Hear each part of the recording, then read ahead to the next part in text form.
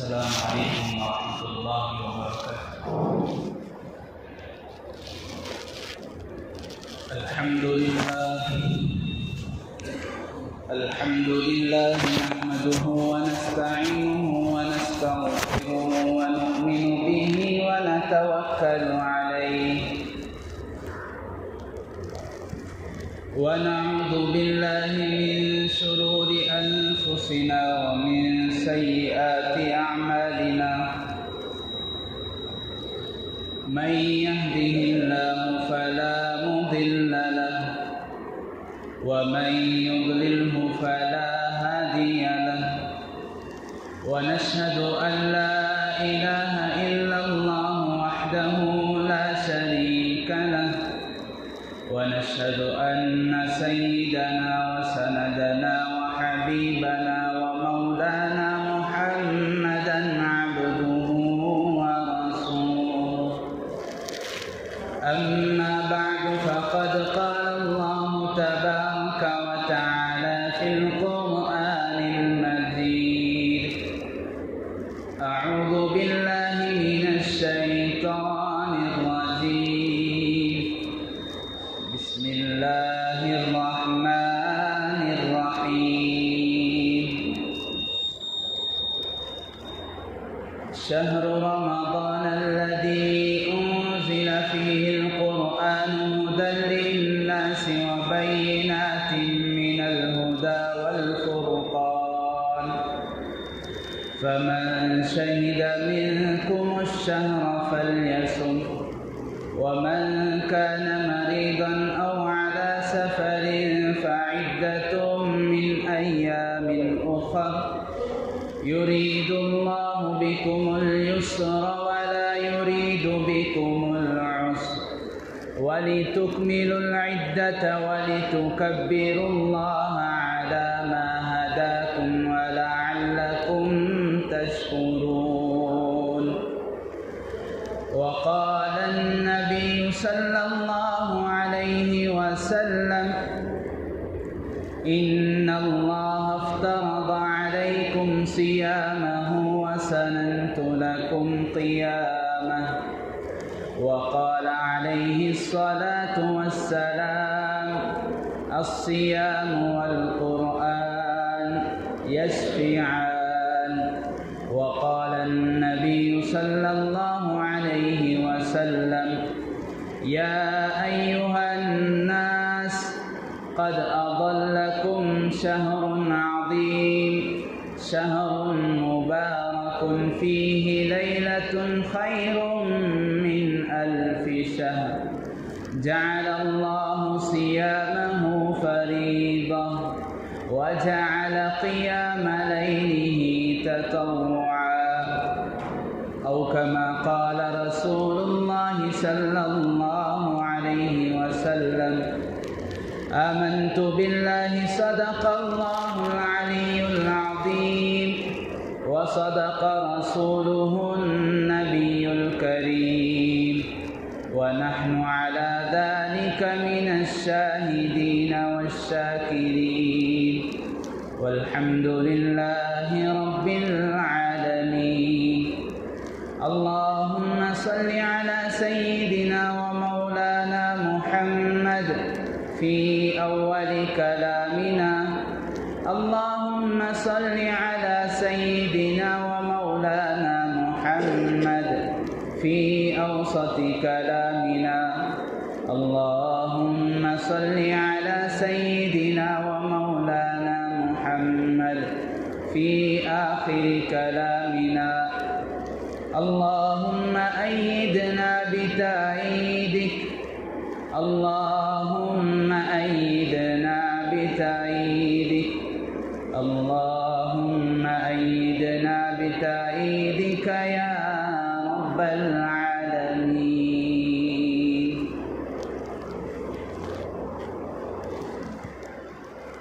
محترم معزز بزرگوں، دوستوں، نوجوان بھائی،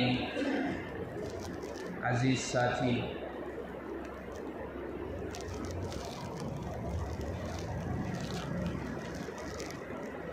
اللہ تبارک و تعالی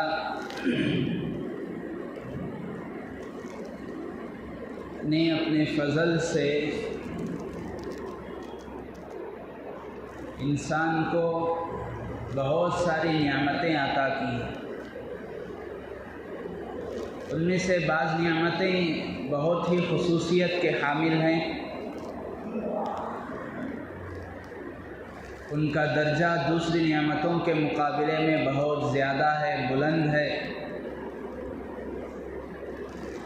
ویسے تو ساری نعمتیں، ساری چیزیں اللہ تبارک و تعالیٰ کی بنائی ہوئی، پیدا کی ہوئی ہیں، لیکن یہ اللہ تعالیٰ کا اصول سمجھیں یا اللہ تعالیٰ کی اس حکیم کی حکمت ہم سمجھیں کہ ان چیزوں میں سے اللہ تعالیٰ نے بعض کو بعض پر فضیلت دی ہے.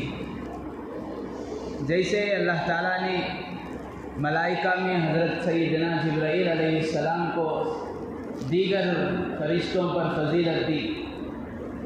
کتابوں میں تورات، زبور، انجیل، دیگر صحیفے، ان سب پر فضیلت دی. قرآن پاک کلام اللہ کو. اسی طرح اللہ تعالیٰ نے گھڑیوں میں، ساعتوں میں، تہجد اور مغرب کے وقت کو دیگر اوقات پر فضیلت عطا فرمائی ہے. دنوں میں اللہ تعالیٰ نے جمعہ کے دن کو سید الایام یوم الجمعہ فرمایا گیا. جمعہ کے دن کو دیگر دنوں پر فضیلت اور فوقیت، برتری دی ہے. بالکل اسی طرح مہینوں میں بھی اللہ تعالیٰ نے بعض مہینوں کو بعض پر، دوسرے مہینوں پر فضیلت دیے ہیں. بزرگوں، دوستوں، اللہ تبارک و تعالیٰ نے مہینوں میں رمضان المبارک کے مہینے کو دیگر 11 مہینوں پر بہت ہی زیادہ فضیلت دی ہے. بہت ہی اس کی اہمیت اللہ تبارک و تعالیٰ نے بتائی ہے. یہاں تک فرمایا گیا حدیث پاک میں، رسول اللہ صلی اللہ علیہ وسلم نے ارشاد فرمایا، شعبان شہری و رمضان شہر اللہ. شعبان میرا مہینہ ہے. شعبان میں سنتوں کو زندہ کرنے کے ایام میں، شعبان میں کثرت سے روزہ رکھنے کی ترغیب آپ علیہ السلام سے منقول ہے، اور رمضان یہ اللہ کا مہینہ ہے. حالانکہ ان عدت الشہور عند اللہ 12 شہرا، قرآن نے یہ کہا ہے. ہم سب جانتے ہیں سارے مہینے، سارے دن، سارے ایام، سارے لمحے، ساری گھڑیاں یہ اللہ تعالیٰ کی پیدا کی ہوئی، بنائی ہوئی ہیں. لیکن ان سارے ایام میں اللہ تبارک و تعالیٰ نے رمضان المبارک کو ایک خصوصیت، ایک فضیلت، اہمیت، فوقیت اور برتری اللہ تبارک و تعالیٰ نے عطا کی ہے. اس کی وجہ بتائی گئی گزشتہ جمعہ کے انسان، اللہ تبارک و تعالیٰ نے انسان کو دنیا میں بھیجا، اس کے ساتھ 2 چیزیں لگائے، ایک اس کے مقاصد اور ایک اس کے ضروریات. انسان کی ضروریات، ان کا تعلق جسم سے ہے، اور انسان کے مقصد کا تعلق اس کے روح سے ہے. کھانا، پینا، کمانا، بیوی، بچے، یہ ساری چیزیں انسان کا تعلق صرف جسم سے ہے. جسم سے روح نکل گئی تو اب اسے ابو کہنے کے لیے بیٹا تیار نہیں، عورت اسے شوہر کہنے کے لیے تیار نہیں، بھائی اسے بھائی کہنے کے لیے تیار نہیں ہے، والدین اسے بیٹا کہنے کے لیے تیار نہیں ہیں. سب یہی کہتے ہیں، سب یہی پوچھتے ہیں، سب یہی مطالبہ کرتے ہیں، بھئی میت کو کب اٹھا رہے ہو، میت کی نماز جنازہ کب ہے، کس وقت میں ہے، ظہر میں ہے، عصر میں ہے، عشاء میں ہے، مغرب میں ہے، اس کی تدفین کس قبرستان میں ہوگی، کیا نظام آپ نے میت کا بنایا ہے.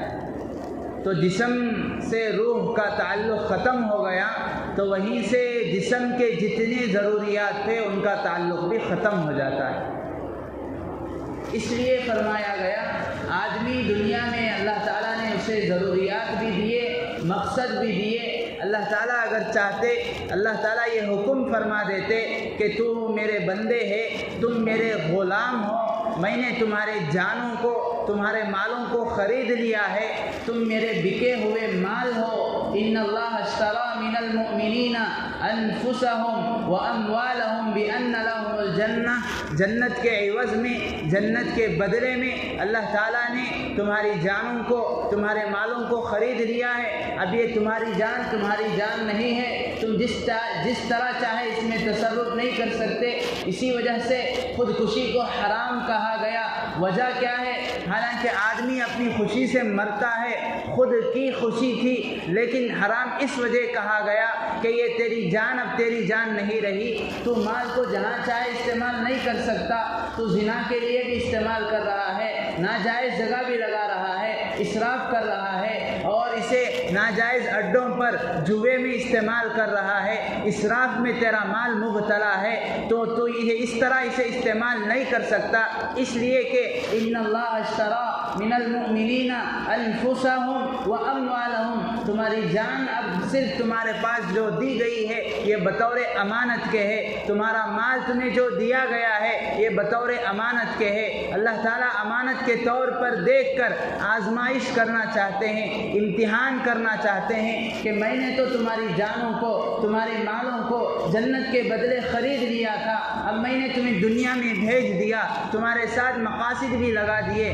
تمہارے پیچھے ضروریات بھی بھیج دیے، اب میں یہ دیکھنا چاہتا ہوں تم اپنی جان کو اپنے مال کو کتنا ضروریات میں لگاتے ہو، کتنا مقصد کو استعمال کرنے میں لگاتے ہو۔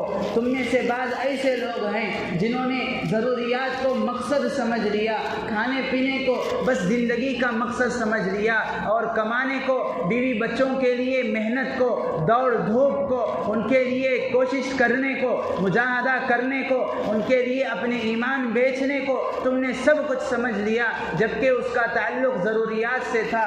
اگر تم اس کے لیے محنت نہ بھی کرتے تو میں تمہارا پروردگار ہوں، میں تمہارا پالن ہار ہوں۔ الست بربکم، تم نے مجھ سے یہ معاہدہ کیا تھا، تم نے مجھ سے یہ قسم دی تھی، الست بربکم، جب میں نے تمہاری روحوں کو پیدا کیا، روحوں کو بنایا، ساری روحوں کو میں نے عالم ارواح میں جمع کیا، تم سے میں نے یہ مطالبہ کیا، تم سے میں نے یہ پوچھا، تم سے میں نے یہ قسمیں لی، کیا تم اس بات کا اقرار کرتے ہو کہ میں تمہارا پالن ہار نہیں ہوں، میں تمہارا پروردگار نہیں ہوں، میں تمہارا رازق نہیں ہوں، میں تمہارا خالق نہیں ہوں؟ تم سب نے کہا تھا قالوا بلا، تم سب نے کہا تھا بلا، کیوں نہیں، آپ ہی ہمارے پروردگار ہو۔ لیکن جب تم دنیا میں گئے تم نے اس عہد الستو کو بھلا دیا، اپنے اس اقرار نامے کو بھول گئے، اپنی اس دی ہوئی قسم کو بھول گئے، تم ضروریات میں لگ گئے اور اپنا مقصد بھول گئے، ضروریات کے پیچھے لگ کر جسم کی فکر، جسم کے متعلقات کی فکر، اور ان ساری ضروریات کی فکر جن کا تعلق جسم سے تھا ہے، تم بس اسی کی فکر میں لگ گئے اور اپنے مقصد کو بھول گئے، مقصد جس کا تعلق روح سے تھا، جس کی وجہ سے تمہارے بھول جانے کی وجہ سے تمہاری روح اتنی کمزور ہو گئی، تمہاری روح میں اتنا ضعف آ گیا، تمہاری روح سے حس ختم ہو گیا۔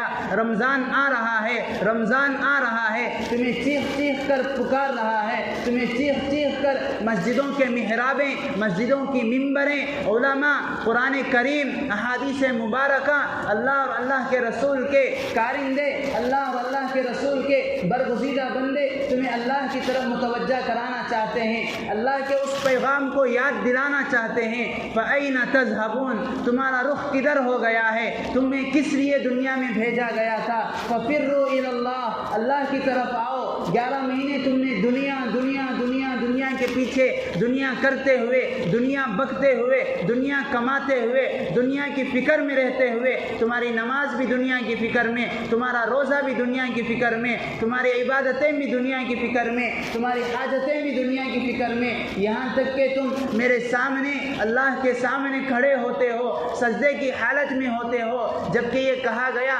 الصلاۃ معراج المؤمنین، نماز یہ مومن کی معراج ہے۔ جس طرح حضور اکرم صلی اللہ علیہ علیہ وسلم ساتوں آسمان کے اوپر تشریف لے گئے، باری تعالیٰ سے ملاقات ہوئی، براق پر تشریف لے گئے تھے جسے ہم اور آپ معراج کہتے ہیں۔ باری تعالیٰ نے فرمایا یا رسول اللہ میں نے مومنین کے لیے بھی ایک تحفہ آپ کو دیتا ہوں، مومنین کے لیے بھی ایک ہدیہ دیتا ہوں جسے معراج کہہ سکتے ہیں، وہ ہے الصلاۃ معراج المؤمنین، نماز مومنین کی معراج ہے۔ اقرب ما یکون العبد الی اللہ تعالی فی السجود، مومن بندہ اللہ کے سامنے کھڑے ہوتا ہے، اللہ کے سامنے سجدے میں جاتا ہے، جیسے ہی وہ سجدے میں سر رکھتا ہے اس کا سر زمین پر نہیں ہے، باری تعالیٰ کے قدموں پر ہوتا ہے۔ اس لیے بزرگان محترم اللہ تعالیٰ کی طرف سے یہ مہینہ اللہ تعالیٰ بطور انعام کے دیتے ہیں، بطور رحمت کے، کہ انسان دنیا میں آ کر اپنے مقصد کو بھول گیا، ضروریات میں لگ گیا، اب کم از کم سال کے 11 مہینے تو گزر گئے، ایک مہینہ وہ اپنے مقصد میں لگ جائے، اپنے مقصد کو پہچاننے میں، مقصد کو حاصل کرنے میں، مقصد کو سیکھنے میں، مقصد کو سمجھنے میں، آخر میں دنیا میں کس لیے بھیجا گیا ہوں، اللہ تعالیٰ آخر کس لیے روزانہ انسانوں کو پیدا کر رہے ہیں۔ ایک طرف دیکھیں تو بچے بھی مر رہے ہیں، بچوں کی بھی وفات ہو رہی ہے، بوڑھوں کی بھی وفات ہو رہی ہے، جوان بھی اللہ تعالیٰ کے بلاوے پر لبیک کہتے ہوئے جا رہے ہیں، دوسری طرف ایک بچہ پیدا ہوتا ہے، دوسری طرف دن میں کئی ہزار بچے پیدا ہو رہے ہیں، جنم لے رہے ہیں، لیکن فرق آخر اس میں کیا ہے؟ آخر اللہ تعالیٰ کیوں ایک طرف مار رہے ہیں، ہوا یحیی و یمیت، کس لیے وہ زندہ کر رہا ہے، کس لیے وہ مار رہا ہے، کس لیے پھر وہ آخر جلاتا ہے، کس لیے وہ زندہ رکھتا ہے، کس لیے وہ جانوروں کے ساتھ انسان کو بھی پیدا کر رہا ہے، جانور بھی زندگی گزار رہے ہیں، جانور بھی روز کھا پی رہے ہیں، جانور بھی گھر سے نکلتا ہے، لیکن رات آنے سے پہلے ایک پرندہ، چھوٹا پرندہ تک اپنے پیٹ کو بھر کر اور اپنے بچوں کے لیے بھی منہ میں لقمہ اور نوالا لے کر آتا ہے۔ میں بھی اسی طرح صبح کو گھر سے نکل رہا ہوں، میں بھی اسی طرح اپنے گھر سے گھر والوں کو الوداع کہہ کر نکلتا ہوں، شام ہوتے ہوئے گھر آتا ہوں۔ آخر میرے جینے میں، میری زندگی میں، جانوروں کی جینے میں، ان کی زندگی میں، جانوروں کی حیات میں، میری حیات میں آخر کیا فرق رہا؟ شاید میں ان لوگوں میں تو نہیں ہوں جن کو اللہ تعالیٰ نے فرمایا اولئک کالانعام بل ہم اضل۔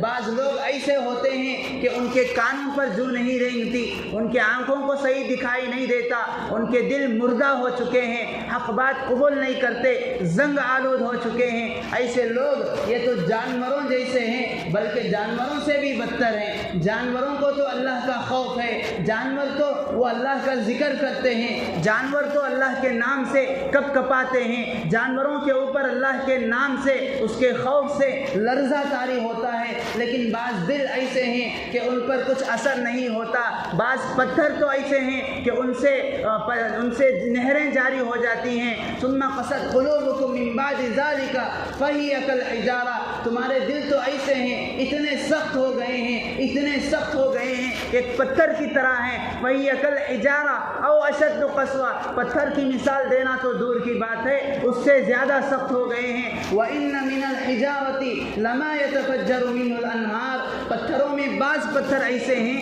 ان سے نہریں جاری ہوتی ہیں، ان سے سمندر پھوٹ پڑتے ہیں، ان سے پانی نکلتا ہے، وہ کوئی عام پانی نہیں ہے، وہ اللہ کے خوف سے رو رہے ہیں، ان کے اندر اللہ کا خوف اتنا ہے کہ جس کی وجہ سے ان کے آنسو ہمارے لیے سمندر بن گئے، ان کے آنسو ہمارے لیے دریا بن گئے، ان کے آنسو ہمارے لیے نہریں بن گئے۔ وَإِنَّ مِنَ الْحِجَارَةِ لَمَا يَتَفَجَّرُ مِنْهُ الْأَنْهَارُ وَإِنَّ مِنْهَا لَمَا يَشَّقَّقُ فَيَخْرُجُ مِنْهُ الْمَاءُ، بعض مرتبہ ایسے بھی پتھر دیکھنے کو ملتے ہیں وہ درمیان سے پھٹ جاتے ہیں، دو ٹکڑے ہو جاتے ہیں۔ وَإِنَّ مِنْهَا لَمَا يَشَّقَّقُ فَيَخْرُجُ مِنْهُ الْمَاءُ وَإِنَّ مِنْهَا لَمَا يَهْبِطُ مِنْ خَشْيَةِ اللَّهِ، بعض مرتبہ ایسی چٹانیں دیکھنے کو ملتی ہیں تو مضبوط ہے، تو مضبوط، کئی سال سے، کئی صدیوں سے، کئی سو سال سے اپنی جگہ ٹھہرے ہوئے تھے، زمین میں ایک لرزہ کیا آ گیا، تھوڑی تیز ہوا کیا چلی، ایک بڑا چٹان زمین پر آ گرا، وہ اس کا گرنا یہ ایسے ہی نہیں ہے، اچانک نہیں ہے، اتفاقاً نہیں ہے، وہ اللہ کے خوف سے گر جاتا ہے، یہ قرآن پاک کا اعلان ہے۔ بزرگان محترم، قرآن نے کہا کہ تم جانوروں سے بھی بدتر ہو گئے، پتھر سے بھی سخت دل تمہارے ہو گئے ہیں۔ یہ اس بات کا اثر ہے کہ انسان دنیا میں آ کر اپنے مقصد کو، روح کی پرورش کو بھول گیا۔ جس طرح کہا گیا انسان دو چیزوں کے مجموعے کا نام ہے، جسم اور روح۔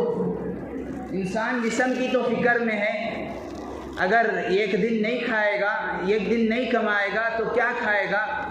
ایک دن میں اپنے بیوی بچوں کے لیے نہیں کماؤں گا تو وہ کیا کھائیں گے؟ گھر کیسا چلے گا؟ اس بات کی فکر انسان کو اتنی کھائی جاتی ہے کہ وہ فکر اس کے دماغ تک پہنچ جاتی ہے، رات کو چین سے نیند تک نہیں آتی، کسی بھی چیز، کسی بھی بات میں اس کا دل نہیں لگتا، ہر طرف یہ ماحول ہے، ایک عام بات ہے۔ لیکن وہ اپنی روح کی فکر کو اس نے چھوڑ دیا، اپنے مقصد زندگی کو بھلا بیٹھا۔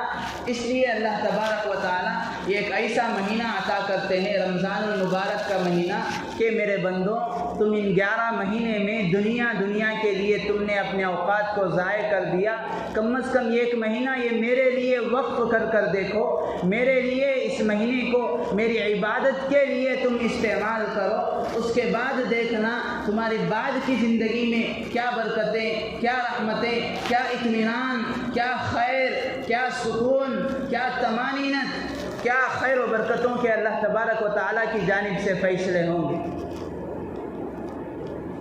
اسی لیے فرمایا عبادتیں دو طرح کی ہیں۔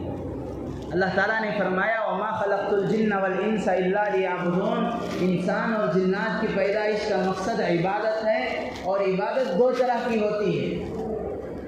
ایک عبادت ہے اسے کہتے ہیں جو بلا واسطہ عبادت بنتی ہے، بغیر کسی ذریعہ کے۔ ایک عبادت ہے جو بالواسطہ عبادت بنتی ہے۔ مثال سے بات سمجھ میں آ جائے گی۔ بالواسطہ عبادت کیا ہے؟ جیسے آدمی کھا رہا ہے، اس نے شرعی حدود میں رہتے ہوئے سنت طریقے پر کھانے کو کھایا تو اب وہ بھی عبادت ہے۔ آدمی کہیں پر اپنی ضرورت سے باہر سفر میں نکل رہا ہے، سفر کا طور و طریقہ، سفر کے سنت طریقہ، اس چیز کا استحضار کرتے ہوئے وہ سفر کرتا ہے، اس کا سفر بھی عبادت ہے۔ آدمی استنجے کو جاتا ہے، قضائے حاجت کے لیے جاتا ہے، اور وہ اس کے طریقے سے، سنت طریقے سے، اس کے آداب سے، اس کی دعاؤں کو پڑھتے ہوئے جاتا ہے، تو اس کا قضائے حاجت کے لیے جانا بھی عبادت ہے۔ یہ بھی ایک عبادت ہے۔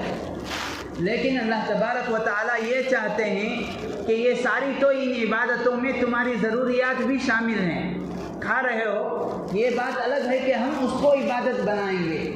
تم کچھ پی رہے ہو، اس کے طریقے سے پیو گے تو ہم اس کو عبادت بنائیں گے۔ تمہاری قضائے حاجت ہے، ہم اس کو عبادت بنائیں گے۔ تم جو ہے اپنی ضروریات، اپنے بیوی بچوں کے ساتھ لگے ہوئے ہو، اس کا صحیح طریقہ، اس کے حدود، شریعت کے حدود میں رہتے ہوئے وہ کام کرو گے تو یہ بات الگ ہے کہ ہم اسے عبادت بنا دیتے ہیں۔ لیکن ایک اور طریقے کی عبادت ہے جو صرف اور صرف عبادت ہے، اس میں انسان کی ضرورت نہیں ہے، انسان کی ضروریات شامل نہیں ہیں۔ اللہ تبارک و تعالیٰ یہ چاہتے ہیں کہ رمضان المبارک میں ایسی خالص عبادت میرے بندے کریں۔ نماز خالص، تم ہاتھ اٹھاتے ہو، تکبیر کہتے ہوئے قیام میں کھڑے ہوتے ہو، رکوع میں جاتے ہو، رکوع سے اٹھتے ہو، پھر سجدے میں تمہارا رخ ہوتا ہے، سجدے میں تم جا کر سبحان ربی الاعلیٰ میری تسبیح بیان کرتے ہو۔ اس میں انسان کی کوئی ضروریات نہیں ہے، یہ خالص عبادت ہیں، عبادت بلا واسطہ انہیں کہا جاتا ہے۔ ایسی عبادت کے لیے تم اپنے آپ کو رمضان المبارک میں فارغ کر لو، یہ اللہ تبارک و تعالیٰ کا منشا ہے، یہ اللہ تبارک و تعالیٰ کی مشیت ہے۔ اس لیے اللہ تبارک و تعالیٰ یہ چاہتے ہیں کہ تم 11 مہینوں میں جتنا وقت فارغ کر سکتے تھے اس سے 10 گنا فارغ اوقات کو کرو میرے لیے۔ اسی لیے یہ چیز ہے، ہر روزانہ ہم 5 وقتہ نمازوں کے لیے، 5 وقت کی نمازوں کے لیے انسان مسلمان گھنٹے سے سوا گھنٹہ وقت فارغ کرتا ہے، لیکن رمضان المبارک میں اللہ تعالیٰ نے ایک ایسی عبادت رکھ دی، اس ایک عبادت کے لیے سوا گھنٹہ وقت لگ جاتا۔ تراویح کی نماز اس کے لیے صرف 5 وقت کی نماز جو تم دن میں یہ 5 وقت کی نمازوں کا سارا احاطہ ٹوٹل کریں گے، 1.25 گھنٹے کا وقت لگتا تھا، اب وہ اس 5 نمازوں کا وقت صرف ایک نماز کے لیے دو۔ بزرگان محترم، سمجھنے کی چیز ہے، سمجھنے کی بات ہے۔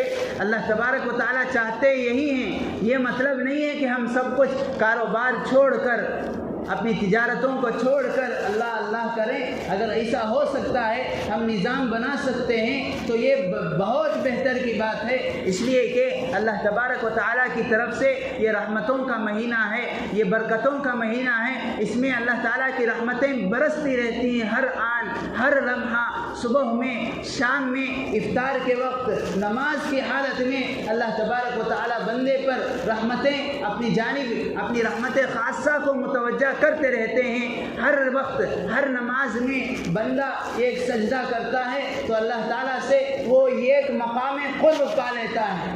سجدے سے بندہ جتنا قریب اللہ تعالیٰ سے ہوتا ہے، اتنا کسی اور عبادت سے قریب نہیں ہوتا۔ اب حساب لگائیں، 4 رکعت نماز کے 8 سجدے ہو جاتے ہیں، اس طرح 20 رکعت نماز کے کتنے سجدے ہو گئے، اور ایک سجدے سے بندہ اللہ تبارک و تعالیٰ سے یہ گناہ قریب ہو جاتا ہے۔ ایک بہت بڑے عالم گزرے ہیں، حضرت مولانا ڈاکٹر عبدالحی عارفی رحمۃ اللہ علیہ، اللہ والے بھی ہیں، لکھتے ہیں اللہ تبارک و تعالیٰ سے بندہ سجدے میں جتنا قریب ہوتا ہے اتنا کسی اور عبادت میں قریب نہیں ہوتا۔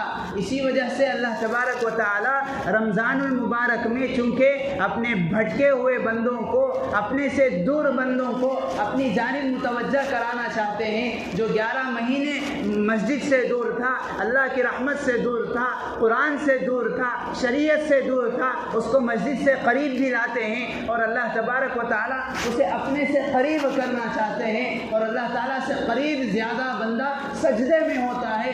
اس لیے یہ 20 رکعت تراویح رکھی گئی کہ میرے بندے تو رکعت باندھ، رکوع کر، سجدے میں جا، جتنا مجھ سے قریب ہوگا اتنا کسی اور عبادت سے قریب نہیں ہوگا۔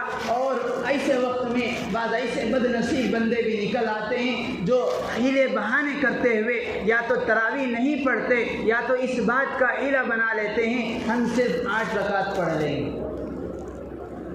اللہ تبارک و تعالیٰ تو تجھے 20 رکعت میں 40 سجدے اللہ تبارک و تعالیٰ عطا کرنا چاہتے ہیں، 40 مقام تجھے عطا کرنا چاہتے ہیں، اپنے سے بہت قریب کرنا چاہتے ہیں، اور تو اتنا بد نصیب ہے، قسمت کا مارا ہوا ہے، اتنا محروم ہے کہ تو کہتا ہے نہیں باری تعالیٰ مجھے تو 40 مقامات نہیں چاہیے، 8 کے 8 16 مقام مجھے کافی ہے۔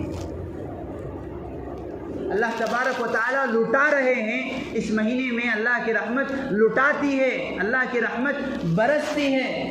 اسی لیے علماء فرماتے ہیں اس کی موٹی مثال اگر ہم اللہ کے نبی علیہ السلام کی سوانح کو دیکھ لیں، رسول اکرم صلی اللہ علیہ وسلم عمومی طور پر عام حالات میں آپ ہر سائل کو عطا کیا کرتے تھے، ہر مانگنے والے کو عطا کیا کرتے تھے، لیکن رمضان المبارک کا مہینہ جب آ جاتا تو آپ کی سخاوت، آپ کی عطا اس طرح ہو جاتی جس طرح دریا کا پانی ہوتا ہے، جس طرح سمندر کا میلان ہوتا ہے کہ وہ یہ نہیں دیکھتا کہ کون میرے اندر ہے، بس اس کا کام بہنا ہے، وہ بہتا رہتا ہے۔ اس طرح اللہ کے نبی کی سخاوت بہا کرتی تھی۔ جب ایک معمولی انسان، جب ایک انسان کی سخاوت، انسان کی عطا، جو افضل البشر ہیں، جو نبیوں کے سردار ہیں، جب ان کی عطا اتنی ہے تو مالک الملک، دونوں جہاں کے بادشاہ، احکم الحاکمین، 70 ماہوں سے زیادہ محبت کرنے والی ذات کی عطا کس طرح ہوگی، اس کی رحمت کس طرح برس رہی ہوگی۔ اسی لیے حدیث پاک میں ہے اللہ تعالیٰ کی رحمت رمضان المبارک کے گھڑیوں میں پہلے آسمان پر آ جاتی ہے اور یہ ندا لگاتی ہے، یہ اعلان کرتی ہے الا من مستغفر فاغفر له، الا من مسترزق فارزقه، الا من مبتلا فاعافيه۔ ہے کوئی رزق کا مارا ہوا، میں اس کے رزق کے اسباب کو ہموار کروں، اس کے رزق کی دشواریوں کو دور کروں۔ ہے کوئی مصیبت کا مارا، میں اس کی مصیبت کو دور کروں۔ ہے کوئی مصیبت اور پریشانی میں گرفتار، میں اس کی مصیبت اور پریشانیوں کو دور کروں۔ اللہ تعالیٰ کی طرف سے یہ اعلان ہوتا ہے۔ اسی لیے علماء نے فرمایا کہ رمضان المبارک کا استقبال، ویلکم رمضان کا اور اس کی تیاری یہی ہے کہ ہم پہلے ہی سے ایک ٹائم ٹیبل، ایک نظام الاوقات ابھی سے بنا لیں کہ رمضان المبارک کے مہینے میں مجھے دوسرے ایام کے مقابلے میں کتنی عبادتیں کرنی چاہیے۔ حدیث پاک میں فرمایا گیا من ادا فریضۃ فیہ کمن ادا 70 فریضۃ فیما سواہ، جس نے اس مہینے میں یہ خیر، ایک نفل کی عبادت کی، اسے ایک فرض عبادت کا ثواب ملتا ہے۔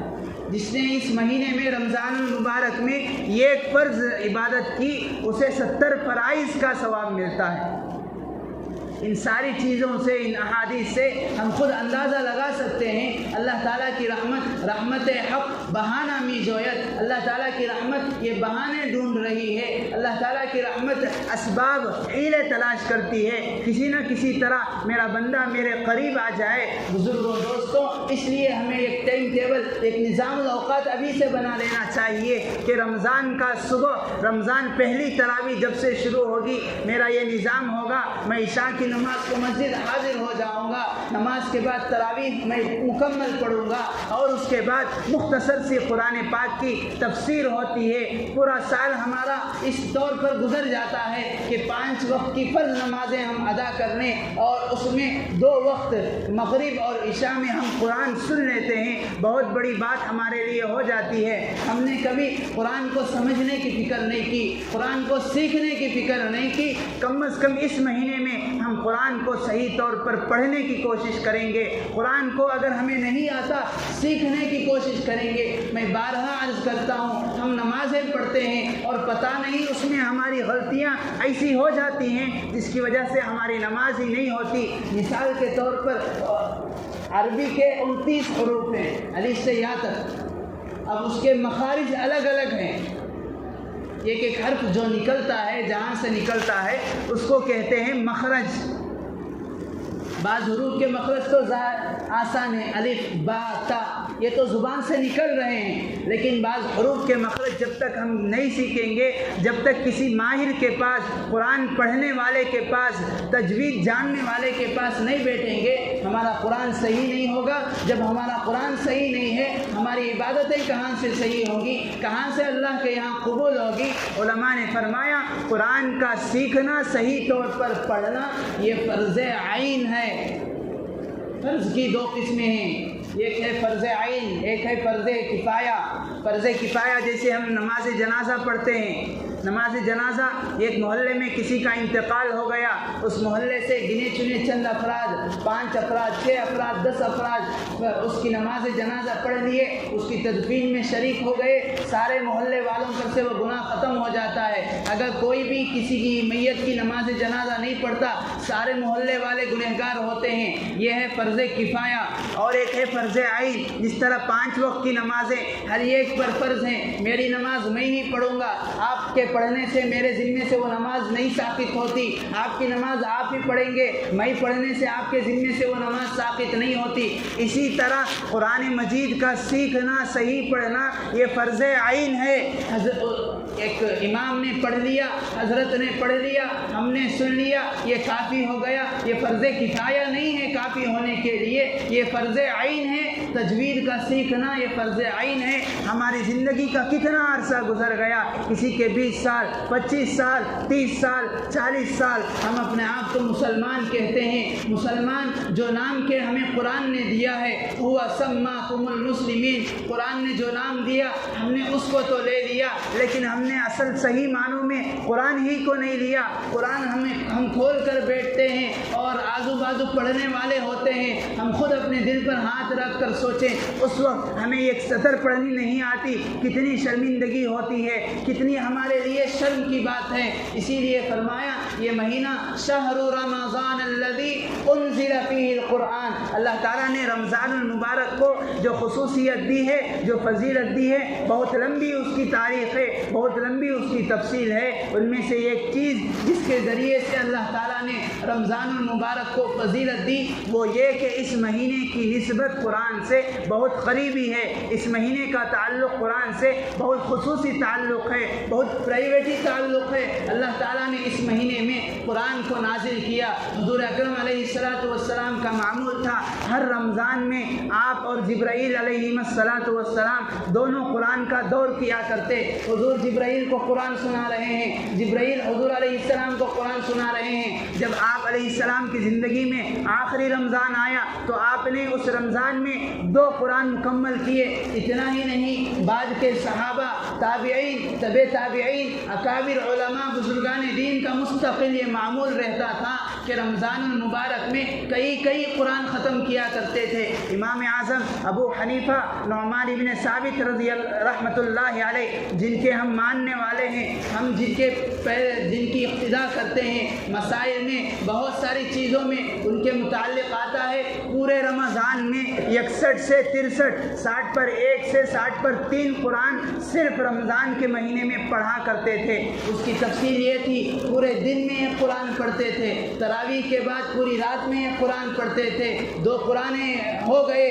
اس طرح پورے رمضان میں 60 قرآن ہو گئے، پھر تراویح میں 1 قرآن یا کبھی 3 قرآن پڑھا کرتے تھے۔ اس طرح پورے 63 قرآن صرف 1 مہینے میں پڑھا کرتے تھے۔ ہم بھی اس طرح کا نظام بنائیں، اس طرح کا ٹائم ٹیبل بنائیں، کم از کم پورے رمضان میں 1 مرتبہ بھی اگر ہمارا قرآن ہو گیا، قرآن کو اگر ہم نے 1 مرتبہ بھی الف لام میم سے لے کر الحمدللہ رب العالمین سے لے کر من الجنۃ والناس تک پڑھ دیا تو یہ ہمارے لیے بہت بڑی غنیمت کی بات ہے، بہت بڑی فضیلت کی بات ہے۔ بزرگوں اور دوستوں، علماء نے لکھا ہے کم از کم پورے سال میں 3 قرآن کا ختم کرنا یہ قرآن کا حق ہے۔ جس طرح باپ کے ذمے بیٹے کے حقوق ہوتے ہیں، بیٹے کے ذمے باپ کے حقوق ہیں، شوہر کے ذمے بیوی کے حقوق ہوتے ہیں، بیوی کے ذمے شوہر کے حقوق ہوتے ہیں، اسی طرح مسلمان کے ذمے قرآن کے حقوق یہ ہیں کہ کم از کم سال میں 2 سے 3 قرآن مکمل کرے۔ اب ہم سوچیں، اپنا جائزہ لیں، محاسبہ کریں، اپنے آپ کو ٹٹولیں کہ مجھے سب سے پہلے قرآن پڑھنا آتا ہے یا نہیں۔ اگر آتا ہے تو میں نے کتنے قرآن اب تک پڑھے؟ اگر میں نے قرآن پڑھے ہیں تو کیا قرآن کو کبھی سمجھنے کی کوشش کی ہے؟ الغرض میں یہ عرض کر رہا تھا اس مہینے کی نسبت قرآن سے بہت زیادہ ہے، اس لیے اپنا نظام بنائیں کہ ہم انشاءاللہ اس رمضان میں قرآن کو پڑھیں گے۔ قرآن اگر پڑھنا نہیں آتا سیکھیں گے، قرآن کو سنیں گے، قرآن کی تفسیر کو سنیں گے، کم از کم 1 مہینہ سال بھر ہم فارغ کر ہی سکتے ہیں، ورنہ مسلمان کہلانے کے ہم لائق نہیں ہو سکتے۔ قرآن کو نہ پڑھ رہے ہیں، نہ سیکھ رہے ہیں، نہ سمجھنے کی کوشش ہے۔ تو رمضان بھی اسی طرح ہے، دیگر مہینوں کی طرح، اس میں بھی دن ہے، اس میں بھی رات ہے، اس میں بھی صبح شام ہو رہی ہے، بس یوں زندگی تمام ہو رہی ہے۔ اگر یہی قصہ رہا، اگر یہی معمول رہا، رمضان آ گیا، رمضان چلا گیا، ہم نے اس میں کچھ حاصل نہیں کی، ہم نے اس سے پہلے کچھ تیاری نہیں کی، تو حضور علیہ السلام کی اس وعید کے مستحق ہو جائیں گے۔ آپ علیہ السلام ایک موقع پر ممبر پر قدم مبارک کو آپ نے رکھا، آمین کہا، دوسرے ممبر پر دوسری سیڑھی پر قدم مبارک رکھا، پھر آمین کہا، پھر تیسری پر بھی اسی طرح ہوا۔ صحابہ نے پوچھا یا رسول اللہ صلی اللہ علیہ وسلم، ہم نے آج آپ سے خلاف معمول کام ہوتے ہوئے دیکھا، آپ ممبر پر چڑھ کر خطبہ دیتے ہیں، کچھ عرض کرتے ہیں، کچھ ارشاد فرماتے ہیں، ہم سنتے ہیں، آج آپ نے صرف آمین کہا، آخر کیا بات ہوئی؟ آپ علیہ السلام نے ارشاد فرمایا، میرے صحابہ جب میں ممبر پر چڑھا جبرائیل آئے، انہوں نے بد دعا دی، یہ کہا یا رسول اللہ ہلاک ہو جائے وہ شخص، برباد ہو جائے وہ شخص جس کے سامنے، جس کی زندگی میں رمضان المبارک کا مہینہ آیا اور اس نے اپنی مغفرت نہ کروا لی، اللہ تعالیٰ نے اس پر رحم نہیں کیا تو وہ ہلاک ہو جائے، برباد ہو جائے۔ غور کریں، بد دعا دینے والی شخصیت جبرائیل علیہ السلام ہے، جن کی دعا کبھی رد رد نہیں ہوتی تو بد دعا بھی کبھی رد نہیں ہوگی۔ آمین کہنے والی شخصیت آپ میرے اور آپ کے آقا جناب محمد رسول اللہ صلی اللہ علیہ وسلم کی ہستی ہے۔ اور جگہ کون سی ہے؟ مسجد نبوی ہے، اور اس میں بھی ممبر ہے، اور ایسا موقع جمعہ کا موقع، خطبے کا موقع، دعا کی قبولیت کی گھڑی ہے، اتنی ساری چیزیں شامل ہیں۔ اگر رمضان ہماری نظروں سے اسی طرح گزر گیا، نہ روزے کی پابندی ہے، نہ تراویح کی پابندی ہے، نہ قرآن پڑھنے کی پابندی ہے، نہ قرآن سننے کی پابندی ہے، نہ قرآن سیکھنے کی تڑپ اور فکر ہے، نہ قرآن کی تفسیر سننے کا شوق ہے، تو یقین جانیں رمضان تو آ جائے گا، رمضان تو چلا جائے گا، ہمارے سے بڑا محروم اور بدبخت اور قسمت کا ہمارا کوئی نہیں ہوگا۔ اسی لیے ایک ترتیب یہ بنا لیں کہ میں ایک ہی مسجد میں مکمل قرآن تراویح میں سنوں گا، ایک ہی مسجد میں مکمل قرآن کی تفسیر سنوں گا، ایک ہی مسجد میں یا کسی اور کے پاس میں قرآن مجھے پڑھنا نہیں آتا میں سیکھوں گا، مجھے قرآن پڑھنا آتا ہے تجوید سے پڑھنا سیکھوں گا۔ اسی طرح اور دیگر بھی ہم رمضان کی تیاری کریں، ابھی سے صدقات کا اہتمام، ابھی سے نوافل کا اہتمام۔ عموماً دیگر ایام میں ہمارے سے فرائض ادا ہو گئے، وہی بڑی بات ہے۔ اشراق کی نماز ہے، چاش کی نماز ہے، اوابین کی نماز ہے، تہجد کی نماز ہے، یہ ساری نفل عبادتیں رمضان میں کرنے کا ہمیں موقع ملتا ہے، اور اس میں ایک نفل کا ثواب فرض کے برابر ہے۔ اس لیے یہ رحمتوں کے لوٹنے کا، رحمتوں کے حاصل کرنے کا، اللہ تعالیٰ کی برکتوں کو اپنی جانب متوجہ کرنے کا مہینہ ہے۔ اسی لیے ابھی سے ایک ایسا ٹائم ٹیبل بنا لیں کہ میرے اس نظام میں، اس ٹائم ٹیبل میں زیادہ سے زیادہ وقت 70%، 80%، 90%، 75% زیادہ سے زیادہ وقت اللہ کی عبادت میں لگ جائے، قرآن کی تلاوت میں لگ جائے، نوافل کے اہتمام میں لگ جائے، تہجد میں لگے، قرآن پڑھنے میں لگے، تسبیح میں لگے، اوراد میں لگے، وظائف میں لگے۔ اس بات کا عزم کر لیں اور اس بات کا ارادہ کر لیں۔ آدمی جب تک ارادہ نہیں کرے گا شیطان یہ کہتا رہے گا پہلا روزہ ہے، پہلے 1-2 دن ہم اہتمام کر لیں گے، پھر ختم قرآن پر آ جائیں گے، پھر آخری عشرہ دیکھ لیں گے، آخری عشرہ اعتکاف کر لیں گے، اللہ تعالیٰ سے معافی مانگ لیں گے۔ بزرگان محترم، موت کا کسی کو بھروسہ نہیں، پتہ نہیں، ہم یہاں تک پہنچ گئے، رمضان مبارک قریب ہے، سر پر ہے۔ قد اظلکم شہر، حدیث پاک میں فرمایا گیا رمضان تمہارے سروں پر سایہ فگن ہے، اس طرح بادل تمہارے سروں پر منڈلاتے ہیں، اسی طرح رمضان تمہارے سروں پر منڈلا رہا ہے۔ جو رمضان میں داخل ہو گیا، رمضان جسے مل گیا خوش نصیب ہے، جس نے رمضان کو صحیح معنوں میں استعمال کر لیا خوش نصیب ہے۔ ورنہ بتا نہیں کتنے لوگ ہمارے ساتھ گزشتہ رمضان میں تھے، اس رمضان میں یا تو دنیا میں نہیں ہے، یا تو صحت مند نہیں ہے، یا تو انہیں موقع نہیں ہے۔ اس لیے اس موقع کو غنیمت جان کر ابھی سے ترتیب بنا لیں، ابھی سے نظام بنائیں، یہی ہے اصل میں رمضان کی تیاری۔ اسی کو کہا گیا استقبال رمضان، رمضان کا استقبال اور ویلکم صحیح معنوں میں یہی ہے۔ اللہ تعالیٰ سے دعا ہے اللہ تبارک و تعالیٰ مجھے بھی، آپ کو بھی، ساری امت مسلمہ کو صحیح معنوں میں اس مہینے صحیح معنوں میں اس مہینے سے بھرپور فائدہ اٹھانے کی توفیق نصیب فرمائے۔